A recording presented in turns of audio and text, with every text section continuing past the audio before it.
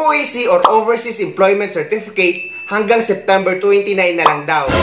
Dahil guys, marami ako natatanggap na mensahe at nababasa sa comment section ng YouTube channel ko na may napanood daw sila na sinasabi na hanggang September 29 na lang daw pwede gamitin ang OOC para sa mga documented OFW na papunta or pabalik sa ibang bansa. Ang sagot guys ay walang katotohanan yan.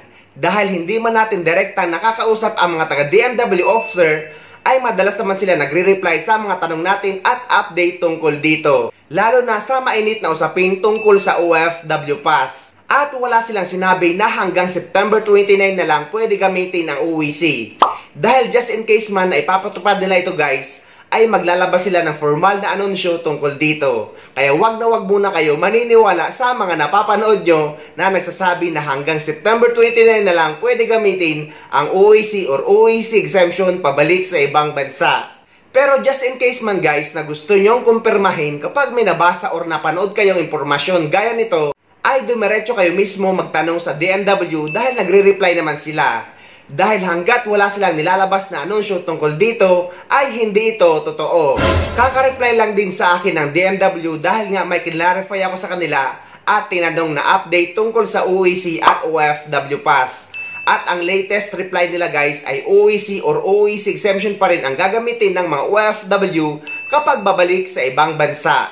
Base na rin sa mga taga-DMW guys ay hindi pa rin pwede or hindi pa rin maaaring magamit ang OFW Pass dahil under maintenance pa rin ang DMW mobile app at marami pang i-improvein or kailangang i-improve sa OFW Pass system.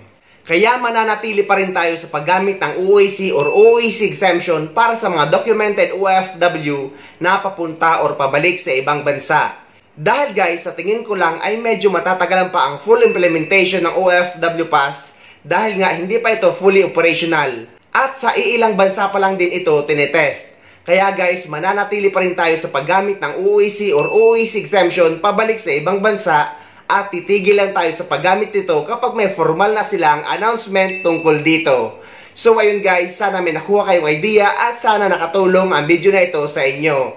At sa mga hindi pa dyan nakasubscribe sa channel ko, please don't forget to subscribe my YouTube channel and please click the notification bell para lagi kayong updated sa mga upcoming videos na gagawin ko tungkol sa mga updates sa ating mga OFW.